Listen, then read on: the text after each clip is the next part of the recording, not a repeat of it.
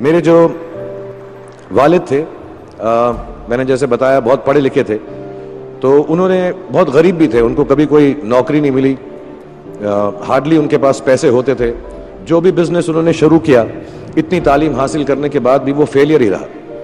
लेकिन उन्होंने बहुत प्यार दिया, और क्योंकि उनके पास पैसे नहीं होते थे तो मेरे हर जन्मदिन पे अपनी कोई पुरानी चीज मुझको दे दिया करते थे।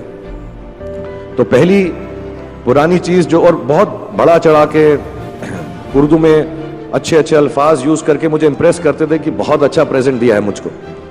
तो वो मुझे पहली चीज उन्होंने मुझे, ये मैं हर जगह पर बोलता हूँ, स्कूल के बच्चों के फंक्शन पे, येल यूनिवर्सिटी में, एडिनबरा में, क्योंकि आप लोग सब अपनी लाइफ के उस थ्रेशोल्ड पे हैं जहां से आपको कामयाबी हासिल करनी है इंशाल्लाह। सो पहली चीज जो उन्होंने मुझे दी थी, उन्होंने मुझे अपना शतरंज का सेट दिया था, टूटा फूटा सा। वो शतरंज हर रोज खेलते थे। हनुमान मंदिर के जो हेड प्रीस्ट थे, पंडित थे, उनके साथ रात को जाके मेरे वालिद जो हैं शतरंज खेलते थे। और उन्होंने मुझे कहा कि शतरंज से आप जिंदगी के बारे में बहुत कुछ चीजें सीख सकते हैं। पहली ये कि कोऑपरेशन और साथ मिलजुल कर काम कैसे करना है। दूसरी ये कि जिंदगी में आगे बढ़ने के लिए कभी कभी पीछे भी हटना पड़ता है। तीसरी ये कि जो छोटे लोग होते हैं, जो आप समझते हैं, कई लोग ऐसी बात मानते हैं, जो पॉन्स होते हैं, जो प्यादे होते हैं, उनकी सबसे ज्यादा इज्जत करना जिंदगी के अंदर। कोई भी इंसान छोटा नहीं होता, हमेशा हमेशा जिंदगी में काम आता है। और कामयाबी हासिल करने के लिए आखिरी बात शतरंज ये सिखाती है हमको कि कभी कभी जिस चीज से सबसे ज्यादा लगाव होता है, जैसे रानी से अमूमन हो जाता है, कभी कभी उसे भी सैक्रिफाइस करना पड़ता है आगे बढ़ने के लिए। दूसरी चीज जो उन्होंने मुझे दी, मेरे पास है वक्त, 2 मिनट बोल सकता हूं मैं, सॉरी। दूसरी चीज जो उन्होंने मुझे दी थी, वो एक टाइपराइटर दिया था। आज के जमाने में आई डोंट थिंक किसी को, बहुत सारे बच्चे होंगे यहाँ पे जिनको मालूम भी नहीं होगा टाइपराइटर कैसा लगता है। अब सब कंप्यूटर पे काम करते हैं। तो टाइपराइटर के ऊपर जब आदमी लिखता है और अगर गलत लिखता है तो उसको मिटाने में बहुत तकलीफ होती है। So you have to be very diligent, बहुत ध्यान से लिखना पड़ता है। हम गलती नहीं कर सकते। और टाइपेक्स यूज करते थे टाइप को निकालने के लिए, कभी उंगली फंस जाती थी उसकी कीज के बीच में, मगर बहुत मेहनत से, बहुत डिलिजेंस से काम करना पड़ता था। तो जब मैं उस पर टाइपिंग सीखा स्कूल में कॉमर्स करते वक्त, so the only thing I realise is that practice makes you perfect. तो जो भी काम आप जिंदगी में करें उसको डिलिजेंस से करें। ऐसा करें कि कोई गलती ना हो, अपना पूरा दिमाग लगा कर करें, सोच समझ कर करें। ऐसे करें कि ये काम जिंदगी में आपका पहला काम है और इसके बाद आपको मौका नहीं मिलेगा, और शायद ये काम आपका जिंदगी का आखिरी काम है, इसके बाद फिर मौका नहीं मिलेगा। So do it with that kind of diligence. तीसरी चीज उन्होंने मुझे कैमरा दी थी, क्योंकि बहुत गरीब थे, वो कैमरा चलता नहीं था बिल्कुल भी। सिर्फ उसके व्यू फाइंडर से बड़ी अच्छी अच्छी तस्वीरें दिख जाती थी, लेकिन खिंचती बिल्कुल भी नहीं थी। और इससे मुझे उन्होंने सीख दी कि जो हमारी क्रिएटिविटी होती है, हम जो भी, कभी कभी हमारी हॉबी होती है, कभी कभी हमारा उससे प्यार होता है, लेकिन हम उसको अपनी नौकरी नहीं बना सकते, अपना काम नहीं बना सकते। बहुत कम लोग ऐसे फॉर्चुनेट होते हैं जैसे मैं हूं कि जो मेरी हॉबी थी, जिस चीज से मुझे प्यार था, कलाकारी से, एक्टिंग से, वो मेरा पेशा भी बन गया। अमूमन ऐसा होता नहीं है। लेकिन जो हमारी कला है, चाहे वो पोएट्री है, चाहे वो लिखना है, चाहे वो पेंटिंग है, चाहे जो भी चीज, गाना है, अकेले में गाना है, हमारी क्रिएटिविटी जरूरी नहीं है कि दुनिया एक्सेप्ट करे। जैसे उस कैमरा की तस्वीरें दिखती नहीं है, लेकिन उसमें देखने से खूबसूरत लगता है हर कुछ, वैसे ही आपकी जो क्रिएटिविटी है वो अपने लिए रखें। क्योंकि जिंदगी में कभी ना कभी, कहीं ना कभी ऐसा मुकाम आएगा जब आप बहुत अकेला फील करेंगे। हो सकता है दुख का समय भी आए।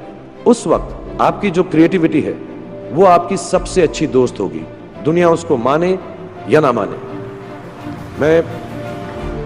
मैं बहुत खराब पोएट्री करता हूं, लेकिन जब भी दुखी होता हूं तो लिख लेता हूं। सराफ साहब से मैं अब सीखना भी चाहता हूं। मैं रेखता पे जाऊंगा, मुझे लगता है ये कमाल की साइट है, थोड़ी मैं शायरी वगैरह सीखूंगा। मेरी शायरी बहुत खराब है कि हमने तुम्हारी याद में रो रो के टब भर दिए, वो आए और नहा कर चल दिए।